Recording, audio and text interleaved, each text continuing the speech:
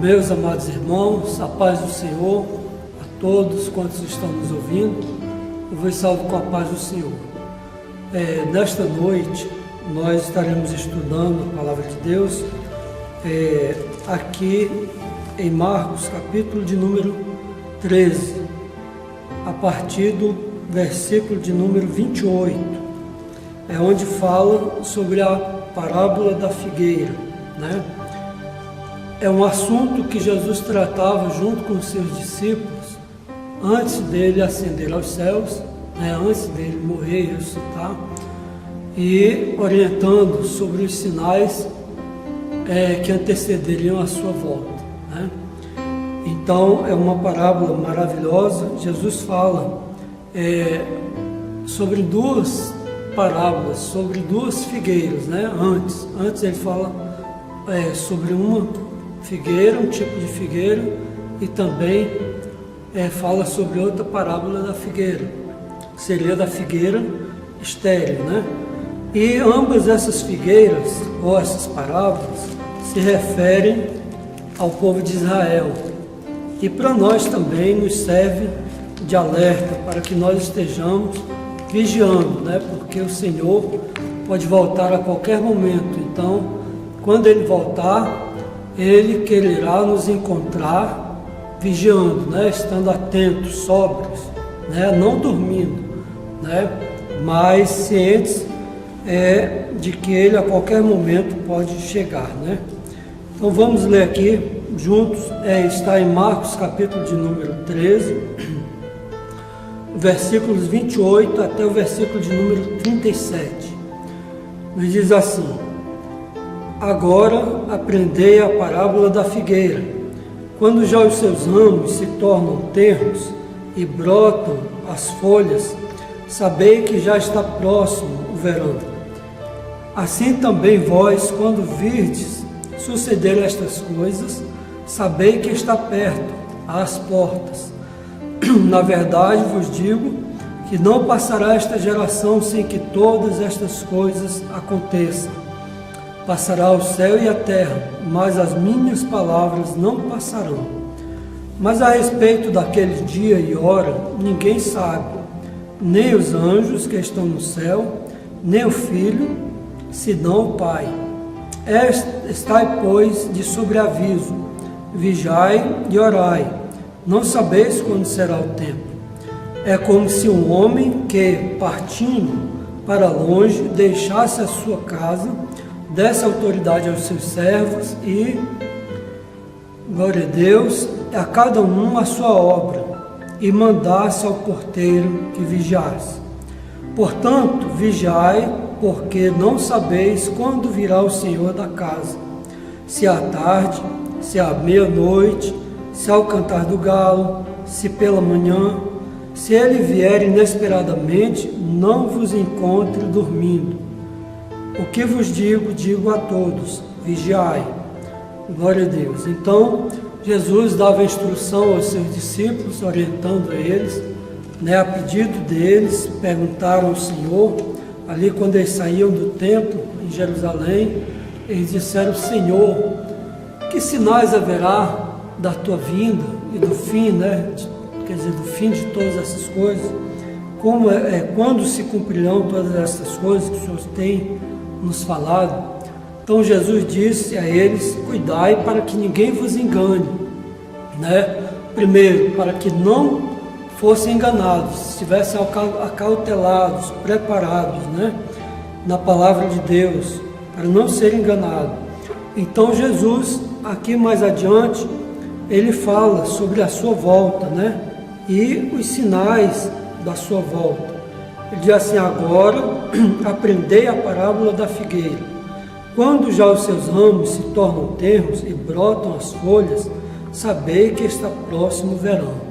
Quer dizer, quando vocês virem que estão acontecendo todas essas coisas que eu estou vos falando, quer dizer, previamente, Jesus estava orientando, dizendo que haveria muitos que viriam no seu nome, enganariam a muitos, viria também terremotos, fomes, pestes em vários lugares, e seriam dias de grande aflição, principalmente para o povo de Israel, porque aqui Jesus está se referindo ao povo de Israel e também à segunda fase da sua segunda vinda, que é pós-arrebatamento da igreja, quando ele vem para reinar sobre a terra e para também julgar as nações que são adversários do povo de Israel.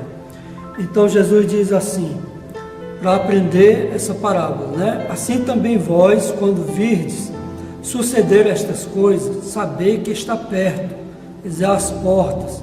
Então está bem perto. Para nós hoje, que já estamos há mais de 2000 anos, desde aquele período em que Jesus estava orientando os seus discípulos, nós sabemos e entendemos pela palavra de Deus, também pelos sinais que estamos vendo ao redor do mundo, que Jesus não tarda a vir. Ele breve está vindo, está às portas, né, como diz aqui, e para arrebatar a sua igreja, também para reinar sobre Israel, lá em Jerusalém, e também sobre todas as outras nações, né?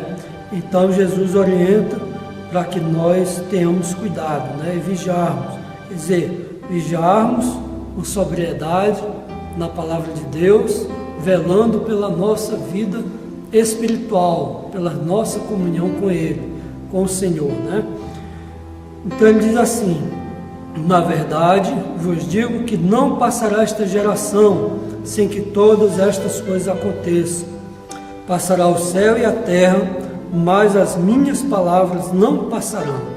Jesus, nesse versículo de número 31, ele não está dando ênfase ao céu e à terra, mas ele está dando ênfase às suas palavras. Ele diz, passará o céu e a terra, mas as minhas palavras não passarão.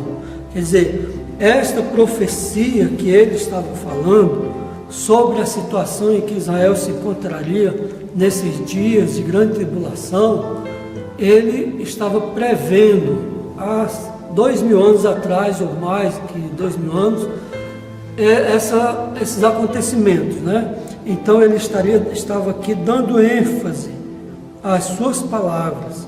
Com certeza não passarão, mas se cumprirão essas palavras, e estão se cumprindo.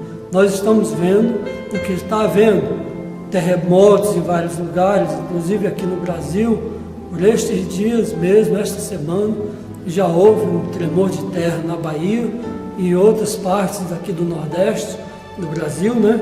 E também fomes em vários lugares, isso é bem claro em toda parte do mundo, né? Terremotos, fomes, né? Pestes, enfermidades, tudo isso nós estamos vendo suceder e são prenúncio da vinda de Jesus, da volta do Senhor.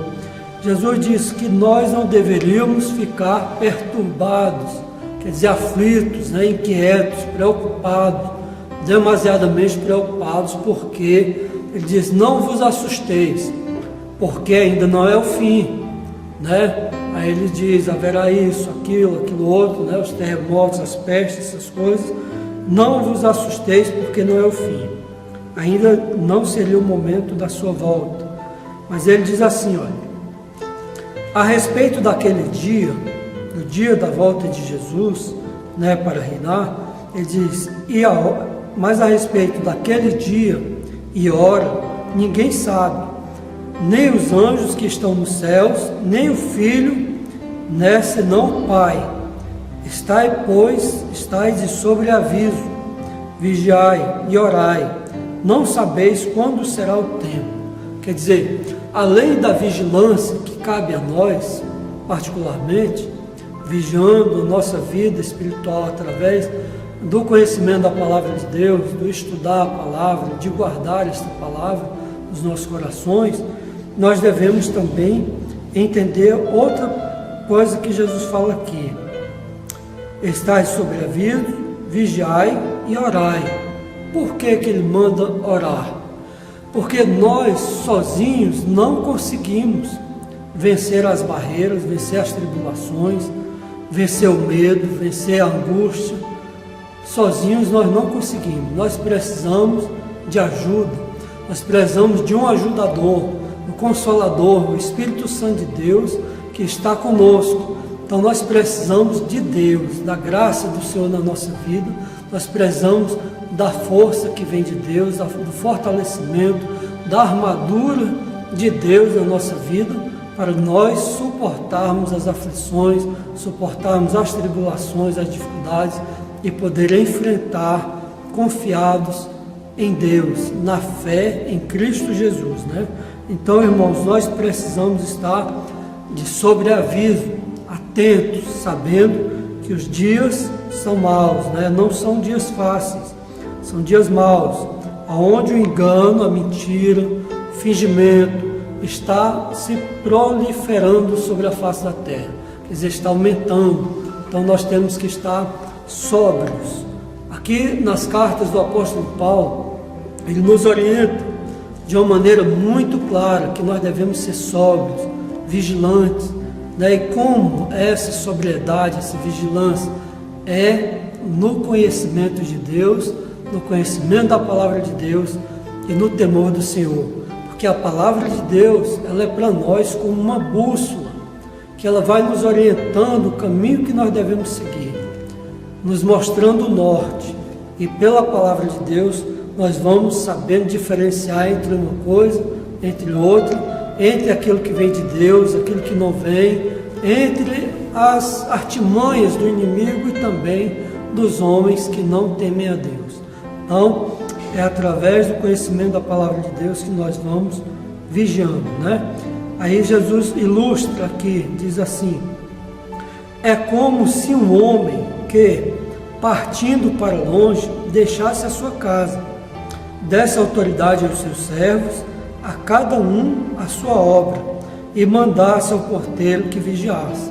Quer dizer, nós que servimos a Deus e estamos empenhados na obra do Senhor, nós somos orientados por Jesus que as lutas e as pelejas vêm no decorrer da caminhada, da jornada, no ministério, né, da palavra. Mas ele diz que nós precisamos vigiar, né, porque não sabemos a que hora que vem o nosso Senhor, né? Se de repente ele vier hoje, nós precisamos estar esperando, vigiando com a nossa vida perfeita na presença dele, né? Para quê? Para que ele possa assim nos arrebatar, porque ele não vai levar um obreiro, um crente, um membro da igreja, qualquer pessoa que crê verdadeiramente em Jesus, ele não vai levar de qualquer forma, de qualquer maneira. Ele vai levar pessoas que estão com as suas vidas no altar, com a sua vida consagrada, em obediência a Deus, no temor do Senhor, vigiando. Mas como vigiando? Né? Vigiando em contato direto com o Senhor, em oração. Vigiando porque nós, mantendo a nossa vida de comunhão com Deus, em oração, nós estamos ligados no trono da graça de Deus e aptos para nos encontrar com o Senhor. Ele diz então assim: portanto, vigiai, quer dizer, diante de tudo isso que eu vos estou ensinando, orientando, vigiai. Por quê? Porque a qualquer momento o seu Senhor pode voltar para lhe levar, né? Ou para prestar contas. E aí, saber o que nós estamos fazendo com essa obra que ele nos entregou, né? Como ele diz aqui, né? Ele é como aquele homem que viajou para longe da sua casa, deu autoridade aos seus servos, deu a cada um a sua obra, e quando ele voltar, ele quer prestar conta, saber como foi feita essa obra, né? Se nós fizemos em vigilância, em sobriedade, ou se nós nos embriagamos, né, com as coisas desse mundo. Então nós não podemos nos embriagar com o pecado, com o fingimento, com a mentira, com a lascívia, com o engano, com diversos tipos de obras da carne que pode tirar a sobriedade e fazer com que a pessoa perca a sua comunhão com Deus, né? Então Jesus, ele estava velando por nós para que nós não percamos a nossa salvação. Então vamos vigiar. se ele vier inesperadamente, não vos encontre dormindo. Também essa mesma palavra o apóstolo Paulo, ele fala à igreja, numa das suas cartas, que nós devemos ser sóbrios e vigiar, não dormir como aqueles que se embriagam, se embebedam de noite e estão dormindo o sono da negligência, um sono espiritual em comunhão com Deus. Na verdade, Jesus, através de outra parábola, a parábola das 10 virgens, Jesus ele mostra que aquelas 10 virgens estavam com azeite, levaram azeite para encontrar com o noivo, para se encontrarem com o noivo. Mas diz também que 5 delas levaram azeite só nas vasilhas, ou nas lâmpadas, melhor. Não tinham azeite de reserva, quer dizer, não estavam tendo noção de que o Senhor poderia tardar e aí as suas lâmpadas ficariam apagadas, porque por falta do azeite. Então o que acontece? Hoje, principalmente nesses dias que são difíceis, nós corremos o risco de ser ludibriados, de ser enganados, e o nosso sentido se tornar, vamos dizer assim, como que ludibriado por alguma falsa doutrina, alguns ensinamentos que não provêm da parte de Deus, e nos embriagarmos com essas coisas, cochilarmos e dormirmos. E aí, dormindo espiritualmente, pode vir o noivo, bater a porta e nós não nos encontrarmos em condições de abrir imediatamente a porta para que ele venha e abra, e entre. Então, irmãos, nós temos que vigiar, ter o cuidado com as nossas vidas e saber que nesse tempo difícil é que nós precisamos intensificar a nossa busca pela graça de Deus, pela comunhão com o Senhor, com a comunhão com a igreja, e estar reunidos em oração, unidos, apesar do distanciamento. Nós não podemos perder de vista essa comunhão que o Espírito Santo de Deus nos traz a nós, o corpo de Cristo, que é a igreja, Nós somos membros uns dos outros, é o que a palavra de Deus nos afirma, dependemos uns dos outros, precisamos estar unidos, porque como um corpo que é unido em seus membros, nós como membros do corpo de Cristo, precisamos estar unidos, em comunhão com o Senhor e em comunhão uns com os outros, Então ele diz aqui, o que eu vos digo a todos, quer dizer, disse aos discípulos que eram judeus, que também esperavam esse tempo, da volta de Jesus e que ele haveria de reinar sobre a terra, e também a nós, igreja, que não somos judeus, mas somos crentes em Cristo Jesus, enxertados na oliveira verdadeira, Então nós que somos assim, enxertados na oliveira verdadeira, temos essa grande responsabilidade de estar vigiando, cientes de que a qualquer momento o Senhor pode vir para nos buscar, Então, ele disse a todos, o que vos digo a todos, vigiai. Então, essa vigilância é muito importante. Por quê? Porque se o adversário das nossas almas, que nós não podemos ignorar a sua existência, as suas ideias, suas motivações, também as suas artimanhas, a sua, vamos dizer assim, a sua maneira de agir sorrateiramente para enganar, para ludibriar o entendimento das pessoas, nós não podemos ignorar que ele está, de fato, ao derredor, buscando a que ele possa tragar. E se nós não estivermos vigiando, sabe o que pode acontecer? O adversário pode nos levar a cometer atos terríveis contra Deus, contra a igreja, contra a sociedade, contra todos. E aí fica uma situação complicada, que já imaginou, irmãos? Um servo de Deus que está servindo ao Senhor, anunciando a palavra de Deus, evangelizando, pregando, fazendo a obra em qualquer parte do mundo, de repente ele cai em contradição, ele tanto escandaliza a obra do Senhor, como ele prejudica a si mesmo. Até ele se recuperar, dá trabalho, né?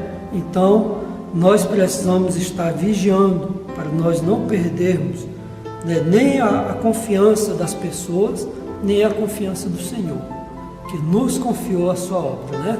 Então, que Deus assim nos abençoe, né, e nós possamos estar esperando Jesus a qualquer momento, porque nós estamos vendo que a qualquer momento o Senhor poderá nos buscar.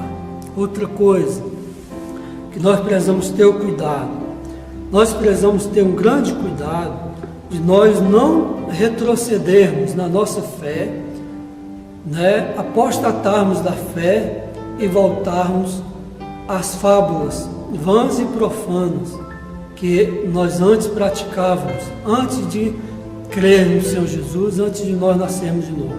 Então, irmãos, precisamos vigiar.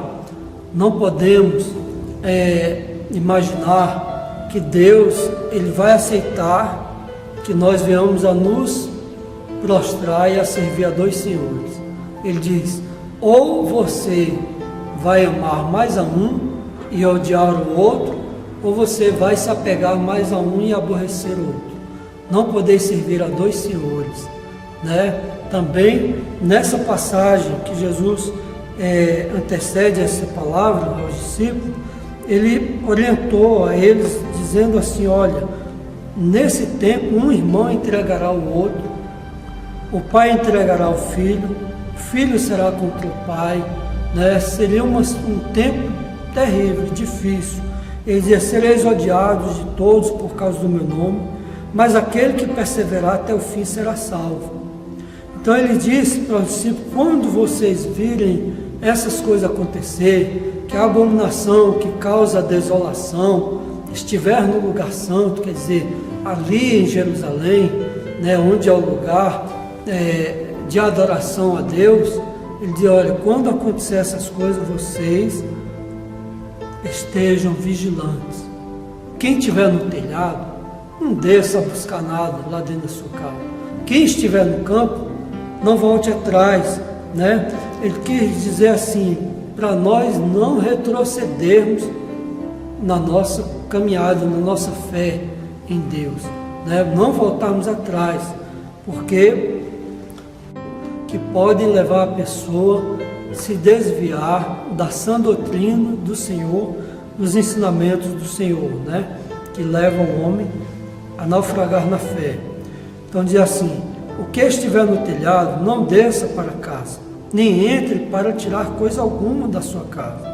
Quer dizer que o seu pensamento, o seu coração não deva estar nos seus bens. Era isso que Jesus queria dizer. Não seja materialista.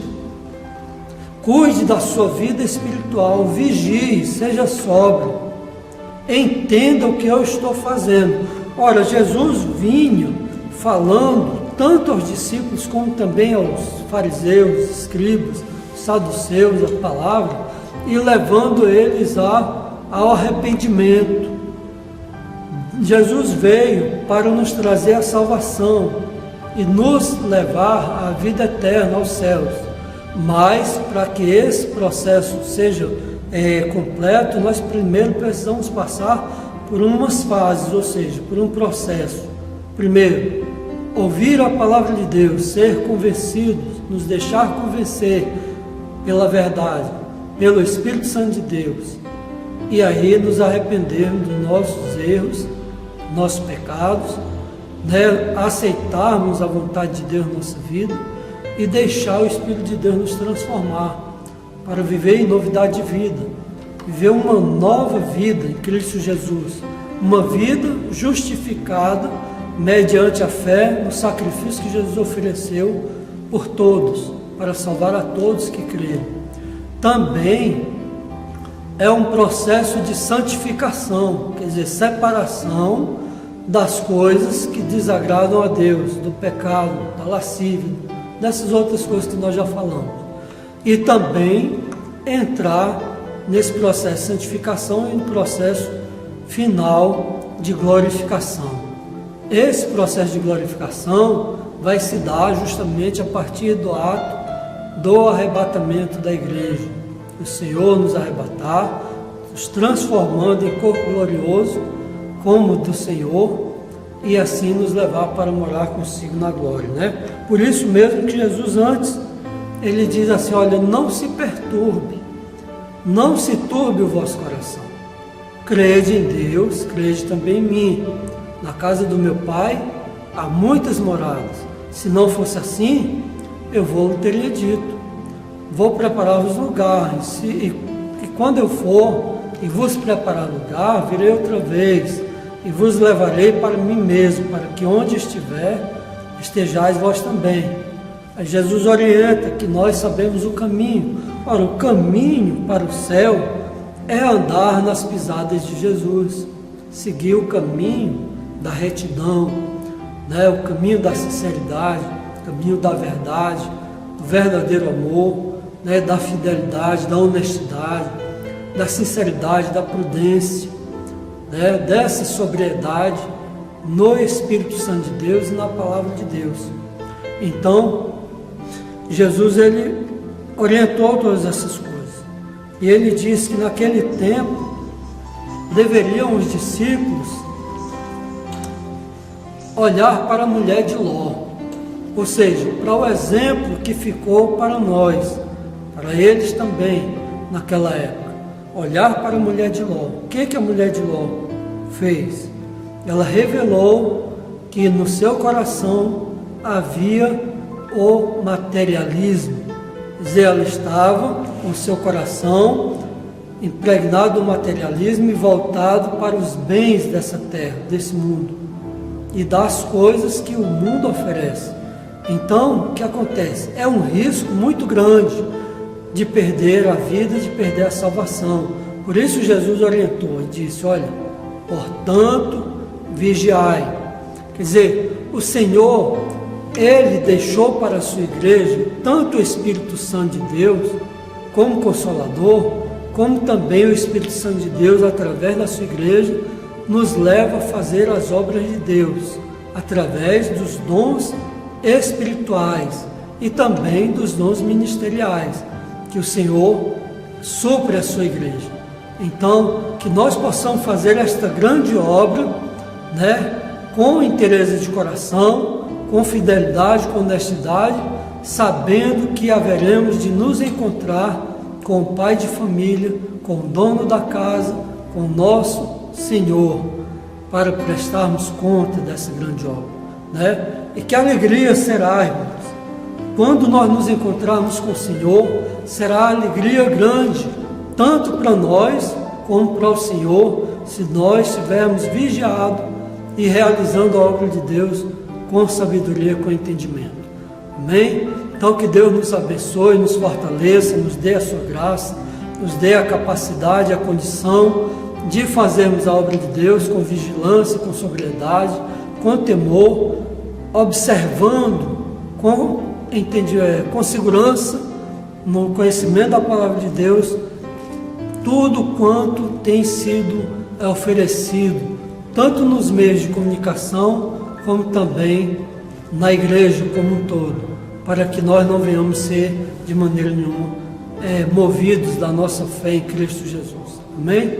Por que eu digo isso, irmãos? Primeiro, porque há um fenômeno acontecendo de um tempo para cá, de alguns anos para cá, no meio das igrejas. É como que uma deserção.